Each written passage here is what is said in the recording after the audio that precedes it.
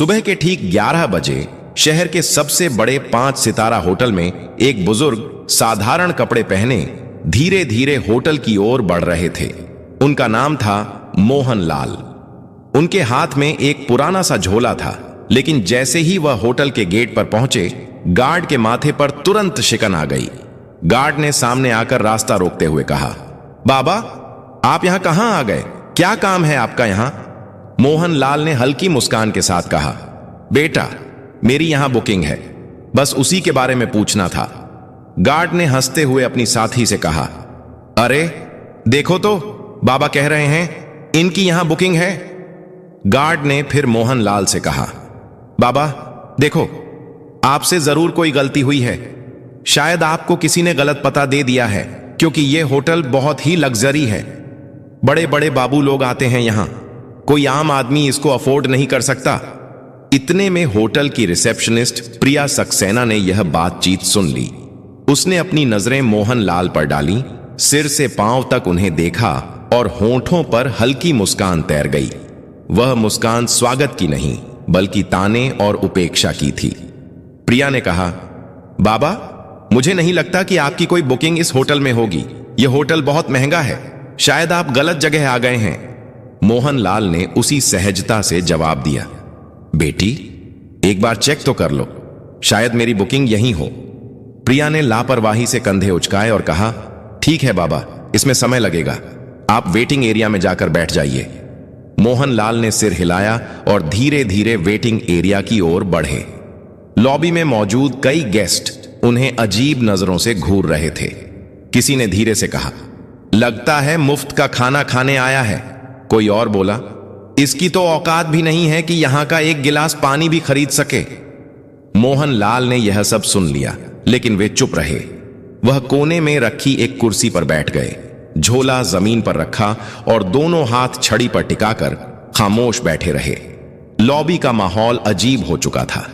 लोग चाय और कॉफी की चुस्कियां लेते हुए उन्हीं की तरफ इशारा करके बातें बना रहे थे। किसी छोटे बच्चे ने अपनी मां से मासूमियत से पूछा, मम्मी, ये बाबा यहां क्यों बैठे हैं? ये तो होटल वाले जैसे नहीं दिखते। मां बच्चे से बोली, बेटा, सब किस्मत की मार है। जब किस्मत साथ ना दे तो हर किसी की सुननी पड़ती है। इसी बीच प्रिया फिर से वहां से गुजरी। उसने अपने साथी स्टाफ से कहा, पता नहीं मैनेजर साहब क्या कहेंगे, ऐसे लोगों को यहां बैठाना भी रिस्क है, होटल की इमेज खराब हो रही है। साथी ने हंसते हुए कहा, कोई बात नहीं, कुछ देर बाद यह खुद ही उठकर चला जाएगा। मोहन लाल यह सब सुन रहे थे, पर वह एक शब्द न कह सके। वह सिर्फ इंतजार कर रहे थे कि कोई उनकी बात सुने। 1 घंटे तक वह यूं ही बैठे रहे, कभी घड़ी देखते, कभी रिसेप्शन की तरफ नजर डालते। उन्हें उम्मीद थी कि कोई आएगा और कहेगा, हां बाबा, आपकी बुकिंग है, लेकिन ऐसा नहीं हुआ। मोहन लाल ने धीरे से कुर्सी का सहारा लिया और खड़े हो गए। उन्होंने रिसेप्शन की तरफ देखा और कहा, बेटी, अगर तुम व्यस्त हो तो अपने मैनेजर को बुला दो, मुझे उनसे भी कुछ जरूरी बात करनी है। प्रिया ने मन ही मन सोचा, अब इसे मैनेजर से भी मिलना है। फिर अनमने ढंग से फोन उठाया और होटल मैनेजर विक्रम सिंह को कॉल लगाया। उसने कहा, सर, एक बुजुर्ग आपसे मिलना चाहते हैं। विक्रम ने दूर से मोहन लाल को देखा और फोन पर हंसते हुए कहा, क्या ये हमारे गेस्ट हैं या बस ऐसे ही चले आए हैं? मेरे पास अभी टाइम नहीं है, इन्हें बैठने दो, थोड़ी देर में खुद चले जाएंगे। प्रिया ने वही आदेश दोहराया और मोहन लाल को और थोड़ी देर बैठने का आदेश दिया। मोहन लाल ने गहरी सांस ली और फिर से उसी कोने की कुर्सी पर बैठ गए। सारी नजरों का बोझ उनके कंधों पर था, लेकिन उनकी आंखों में अब भी वही सब्र था। मानो कह रहे हो, सच को छिपाया जा सकता है, पर रोका नहीं जा सकता। लॉबी में मोहन लाल अब भी बैठे थे। समय धीरे धीरे बीत रहा था, लेकिन उनके लिए हर मिनट किसी पहाड़ की तरह भारी हो रहा था। इसी बीच रिसेप्शनिस्ट प्रिया सक्सेना दोबारा उनके पास आई। उसने रूखी आवाज में कहा, बाबा, आपको थोड़ा और इंतजार करना पड़ेगा, मैनेजर साहब अभी भी बिजी हैं। मोहन लाल ने मुस्कुराकर सिर हिलाया और बोले, ठीक है बेटी, मैं इंतजार कर लूंगा। उसी समय होटल का मैनेजर विक्रम सिंह अपने केबिन में बैठा हुआ किसी विदेशी क्लाइंट से फोन पर बातें कर रहा था। उसके चेहरे पर घमंड साफ झलक रहा था। फोन रखते ही रिसेप्शन से प्रिया का दोबारा कॉल आया। प्रिया ने कहा, सर, वो बुजुर्ग अब भी लॉबी में बैठे हैं, आप एक बार उनसे मिल लीजिए।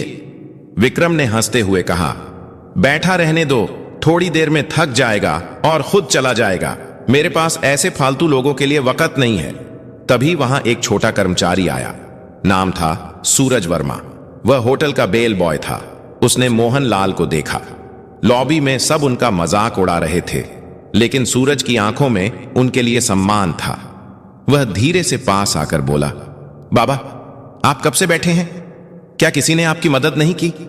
मोहन लाल ने मुस्कुराकर उसकी ओर देखा और कहा, बेटा, मैं मैनेजर से मिलना चाहता हूं, पर लगता है वह व्यस्त हैं। सूरज का चेहरा कस गया।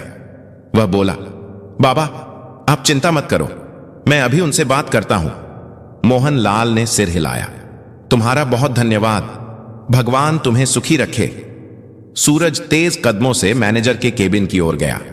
दरवाजे पर पहुंचते ही उसने नॉक किया और अंदर चला गया। विक्रम सिंह ने इशारे से पूछा, क्या बात है? सूरज ने आदर से कहा, सर, लॉबी में एक बुजुर्ग बैठे हैं, वह आपसे मिलना चाहते हैं। विक्रम ने भौहें चढ़ाई और ठंडी आवाज में बोला, सूरज, तुम्हें कितनी बार कहा है कि फालतू लोगों से दूर रहो। वह कोई गेस्ट नहीं है, शायद भूला भटका कोई आया है। सूरज ने धीरे से कहा, लेकिन सर, उन्होंने कहा है कि उन्हें आपसे जरूरी बात करनी है। विक्रम हंस पड़ा। अरे, जरूरी बात? तुम्हें अंदाजा भी है यहां कितने करोड़ का कारोबार होता है, और तुम मुझे ऐसे बाबा से मिलवाना चाहते हो? सूरज चुप रहा, लेकिन अंदर से दुखी था। उसने सोचा, इंसान को उसकी शक्ल देखकर कैसे ठुकराया जा सकता है? क्या बड़े पद पर बैठने से किसी को इंसानियत भूल जानी चाहिए? विक्रम ने सख्त आवाज में कहा, सूरज, तुम अपना काम करो, यह मामला तुम्हारे बस का नहीं है। सूरज ने सिर झुकाया और बाहर चला आया। लॉबी में लौटते ही उसने मोहन लाल की ओर देखा। उनकी आंखों में धैर्य अब भी था। सूरज उनके पास बैठ गया और बोला, बाबा, मैंने कोशिश की, लेकिन मैनेजर साहब अभी नहीं मिलना चाहते। मोहन लाल ने मुस्कुराकर उसके कंधे पर हाथ रखा और बोले, कोई बात नहीं बेटा, तुमने कोशिश की, यही मेरे लिए काफी है। सूरज की आंखें भर आईं। उसे महसूस हुआ कि यह बुजुर्ग कोई आम इंसान नहीं है। उनकी सादगी में एक अजीब सी ताकत छिपी थी। लॉबी का माहौल अब और भी भारी हो चुका था। लोगों के ताने और ठहाके, मोहन लाल की खामोशी और सूरज की बेचैनी सब मिलकर एक अजीब तस्वीर बना रहे थे। करीब 1 घंटा बीत चुका था। मोहन लाल अब भी उसी कुर्सी पर बैठे थे। उन्होंने धीरे से आंखें बंद की और सोचा, धैर्य रखना ही असली ताकत है। लेकिन अब समय आ गया है कि सच्चाई सामने आए। होटल की घड़ी ने 12:30 बजाए। मोहन लाल अब और चुपचाप बैठ नहीं पाए। उन्होंने धीरे से अपनी छड़ी उठाई, झोला कंधे पर टांगा और रिसेप्शन की तरफ बढ़ गए। लॉबी में बैठे कई लोगों ने फिर से ताने कसे, देखो देखो बाबा, अब मैनेजर से लड़ने जा रहे हैं। रिसेप्शन पर खड़ी प्रिया सक्सेना ने उन्हें आते देखा। उसने झुंझुलाकर कहा, बाबा, आपको कहा था ना, इंतजार कीजिए, मैनेजर अब भी बिजी हैं। मोहन लाल ने उसकी ओर देखा और नरम आवाज में बोले, बेटी, बहुत इंतजार कर लिया, अब मैं खुद ही उनसे बात कर लूंगा। इतना कहकर मोहन लाल सीधा मैनेजर विक्रम सिंह के केबिन की ओर बढ़े। लॉबी में खामोशी छा गई। सबकी नजरें उसी तरफ टिक गईं। हर कोई देखना चाहता था कि आगे क्या होने वाला है। जैसे ही मोहन लाल ने केबिन का दरवाजा खोला, विक्रम अपनी घूमने वाली कुर्सी पर अकड़ के साथ बैठा था। उसने भौहें चढ़ाते हुए कहा, हां बाबा, बताइए, इतना शोर क्यों मचा रखा है? क्या काम है आपको? मोहन लाल ने धीरे से झोला खोला और उसके अंदर से एक लिफाफा निकाला। उसे आगे बढ़ाते हुए बोले, यह मेरी बुकिंग और होटल से जुड़ी कुछ डिटेल है, कृपया एक बार देख लीजिए। विक्रम ने हंसते हुए लिफाफा हाथ में लिया, लेकिन खोले बिना ही टेबल पर पटक दिया। उसकी हंसी में अहंकार साफ झलक रहा था। उसने कहा, बाबा, जब किसी इंसान की जेब में पैसे नहीं होते तो उसे बुकिंग जैसी बड़ी बड़ी बातें करना बिल्कुल बेकार है। मुझे आपके जैसे लोगों की शक्ल देखकर ही पता चल जाता है कि आपके पास कुछ नहीं है। यह होटल आपके बस का नहीं है। बेहतर होगा आप यहां से चले जाएं। मोहन लाल ने उसकी आंखों में देखा। उनकी आवाज अब गहरी और गंभीर हो चुकी थी। उन्होंने कहा, बेटा, बिना देखे कैसे तय कर लिया? एक बार इन कागजों को देख तो लो। सच्चाई अक्सर वैसी नहीं होती जैसी दिखती है। विक्रम कुर्सी पर पीछे झुक गया और जोर से हंसते हुए बोला, बाबा, मुझे किसी कागज को देखने की जरूरत नहीं है। मैं सालों से इस होटल को संभाल रहा हूं। लोगों की शक्ल देखकर ही पहचान लेता हूं कि किसकी क्या औकात है। आपकी शक्ल कहती है आपके पास कुछ भी नहीं है। यह सुनकर लॉबी में बैठे कुछ गेस्ट भी हंसने लगे। मोहनलाल ने गहरी सांस ली, लिफाफा टेबल पर रखा और शांत स्वर में बोले, ठीक है, जब तुम्हें यकीन नहीं है तो मैं चला जाता हूं, लेकिन याद रखना, जो तुमने आज किया है उसका नतीजा तुम्हें भुगतना पड़ेगा। इतना कहकर उन्होंने दरवाजे की ओर कदम बढ़ाए। पीछे बैठे गेस्ट फुसफुसाए, वाह, मैनेजर ने सही किया, ऐसे लोगों को यही सबक मिलना चाहिए। मोहनलाल होटल से बाहर निकल गए।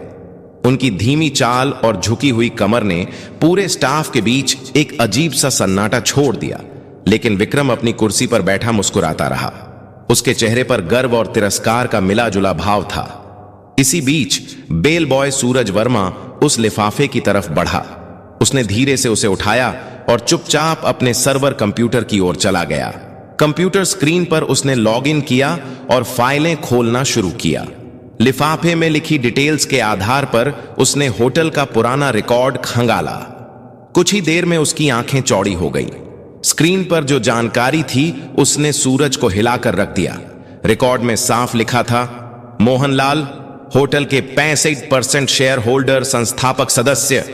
सूरज की सांसें तेज हो गईं। उसने फौरन प्रिंटर से रिपोर्ट निकाली। कागज हाथ में लिए वह भागता हुआ मैनेजर के केबिन में पहुंचा। अंदर विक्रम अब भी किसी क्लाइंट से फोन पर बात कर रहा था। सूरज ने धीरे से कहा, सर, ये रिपोर्ट देखिए, ये वही बुजुर्ग हैं जो यहां आए थे। ये हमारे होटल के असली मालिक हैं। विक्रम ने फोन रखते हुए सूरज की तरफ देखा और भौहें चढ़ा ली। सूरज, तुम्हें कितनी बार कहा है, मुझे ऐसे लोगों की रिपोर्ट्स में दिलचस्पी नहीं है। ये सब फालतू बातें हैं। सूरज ने फिर कोशिश की, लेकिन सर, यह रिपोर्ट साफ बताती है कि मोहनलाल हमारे होटल के मालिक हैं। अगर हमसे कोई गलती हो गई है तो। विक्रम ने बीच में ही बात काट दी। उसने रिपोर्ट को अपनी तरफ सरका कर देखा, फिर बिना पढ़े ही उसे वापस सूरज की ओर धकेल दिया। उसकी आवाज में अहंकार पहले से और ज्यादा था। उसने कहा, मुझे यह सब बकवास नहीं चाहिए। तुम्हें मैंने कहा है ना, अपना काम करो। यह होटल मेरी मैनेजमेंट स्किल से चलता है, किसी पुराने बाबा की दान दक्षिणा से नहीं। सूरज हैरान रह गया। उसके चेहरे पर गहरी बेचैनी थी। वह रिपोर्ट हाथ में लेकर वापस निकल गया। लॉबी में आते ही उसने मोहनलाल को याद किया। उनकी आंखों की गहराई, उनका धैर्य। उसे लगा, यह मामला अब सिर्फ होटल तक सीमित नहीं है, यह इंसानियत की परीक्षा है। धीरे धीरे शाम होने लगी। गेस्ट अपने अपने कमरों में चले गए। स्टाफ अपने काम में लग गया, लेकिन सूरज के दिल में हलचल बढ़ती गई। उसे यकीन था, कल का दिन इस होटल की तस्वीर बदल देगा। अगली सुबह का नजारा बिल्कुल अलग था। होटल के हर कोने में हलचल थी। स्टाफ आपस में धीरे धीरे फुसफुसा रहे थे। किसी ने कहा, कल जो बाबा आए थे, शायद उनके बारे में कोई बड़ी बात है। दूसरे ने जवाब दिया, हां, सुना है वह होटल के बड़े शेयर होल्डर हैं। यह खबर धीरे धीरे पूरे होटल में फैल चुकी थी, लेकिन किसी को अब भी भरोसा नहीं हो रहा था। सबके मन में सवाल था, क्या सच में वह बुजुर्ग इस आलीशान होटल के मालिक हो सकते हैं? 10:30 बजते ही लॉबी का माहौल अचानक बदल गया। होटल के मुख्य द्वार से वही साधारण कपड़े पहने बुजुर्ग मोहनलाल अंदर आए, लेकिन इस बार वह अकेले नहीं थे। उनके साथ एक सूट बूट पहना अधिकारी था, जिसके हाथ में काले रंग का ब्रीफकेस था। सभी की नजरें एक ही पल में उसी दिशा में टिक गई। गार्ड, रिसेप्शनिस्ट, वेटर सब सन्नाटे में खड़े रह गए। कल जिन्हें सबने अनदेखा किया था, आज वही शख्स होटल में किसी सम्राट की तरह प्रवेश कर रहे थे। मोहनलाल ने सीधे हाथ से इशारा किया, मैनेजर को बुलाओ। आवाज में अब कोई नरमी नहीं थी, बल्कि एक आदेश की कठोरता थी। थोड़ी ही देर में विक्रम सिंह बाहर आया। उसके चेहरे पर हल्की घबराहट थी, लेकिन अहंकार अब भी बाकी था। वह आधा मुस्कुराकर बोला, जी बोलिए बाबा, आज फिर आ गए। मोहनलाल ने उसकी आंखों में देखा और ठंडी आवाज में कहा, विक्रम सिंह, मैंने कल ही कहा था तुम्हें अपने कर्मों का नतीजा भुगतना पड़ेगा। आज वह दिन आ गया है। विक्रम सकपका गया। उसने हंसी में बात टालने की कोशिश की। मोहनलाल के साथ आए अधिकारी ने ब्रीफकेस खोला, उसमें से मोटी फाइल निकाली और सबके सामने टेबल पर रख दी।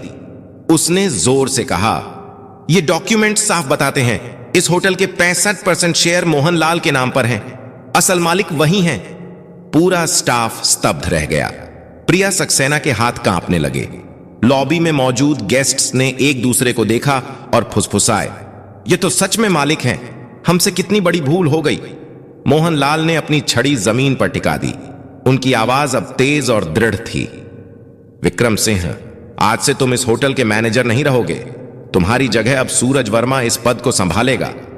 विक्रम गुस्से से कांपते हुए बोला, आप होते कौन हैं मुझे हटाने वाले? यह होटल मैं सालों से चला रहा हूं। मोहनलाल गरजते हुए बोले, यह होटल मैंने बनाया है। इसकी नींव मेरी मेहनत से रखी गई थी। मैं चाहूं तो तुम्हें एक पल में बाहर का रास्ता दिखा सकता हूं, पर दंड स्वरूप तुम्हें फील्ड का काम दिया जा रहा है। अब वही काम करो जो तुमने दूसरों से करवाया है। मोहनलाल ने सूरज को पास बुलाया। उन्होंने उसके कंधे पर हाथ रखते हुए कहा, तुम्हारे पास धन नहीं था, लेकिन दिल में इंसानियत थी। यही असली काबिलियत है, इसलिए तुम इस पद के हकदार हो। सूरज की आंखों से आंसू बह निकले। वह भावुक होकर बोला, साहब, मैंने तो बस इंसानियत निभाई थी। मोहनलाल मुस्कुराए, यही सबसे बड़ी योग्यता है बेटा। फिर उन्होंने रिसेप्शनिस्ट प्रिया सक्सेना की ओर देखा। उनकी नजर इतनी कठोर थी कि प्रिया कांप गई। मोहनलाल बोले, प्रिया, तुम्हारी यह गलती पहली है, इसलिए तुम्हें माफ कर रहा हूं। लेकिन याद रखना, इस होटल में कभी किसी को उसके कपड़ों से मत आंकना। हर इंसान की इज्जत बराबर है। प्रिया ने हाथ जोड़ लिए और रोते हुए कहा, मुझे माफ कर दीजिए, आगे से ऐसा कभी नहीं होगा। मोहनलाल ने चारों तरफ देखा और ऊंची आवाज में कहा, सुन लो सब लोग, यह होटल सिर्फ अमीरों का नहीं है। यहां इंसानियत ही असली पहचान होगी। जो भी अमीर गरीब का फर्क करेगा वह इस जगह पर रहने लायक नहीं होगा। लॉबी में मौजूद गेस्ट्स ने जोरदार तालियां बजाई। हर कोई मोहनलाल को सम्मान की नजरों से देख रहा था। जो कल तक उन्हें तुच्छ समझ रहे थे, आज वही उनके आगे झुक गए। मोहनलाल ने अंत में कहा, असली अमीरी पैसे में नहीं, सोच में होती है। अगर सोच बड़ी हो तो इंसान खुद ही बड़ा बन जाता है। इतना कहकर वह अधिकारी के साथ होटल से बाहर निकल गए। पीछे खड़े स्टाफ और गेस्ट्स देर तक उनकी ओर देखते रहे और मन ही मन सोचते रहे, मालिक ऐसा होना चाहिए जो दूसरों को उनकी इंसानियत से पहचाने, ना कि उनके कपड़ों से। उस दिन के बाद होटल का माहौल पूरी तरह बदल गया। स्टाफ अब हर गेस्ट के साथ सम्मान से पेश आता। लोग कहते, मोहनलाल ने सिर्फ होटल नहीं बनाया बल्कि इंसानियत की नींव भी रखी। दोस्तों, अगर आपको यह कहानी पसंद आई हो तो प्लीज इसे लाइक करें और ज्यादा से ज्यादा लोगों तक शेयर करें। और हां, हमारे चैनल को सब्सक्राइब करना बिल्कुल ना भूलें, ताकि ऐसी ही दिलचस्प और दमदार कहानियां आपको मिलती रहें। धन्यवाद।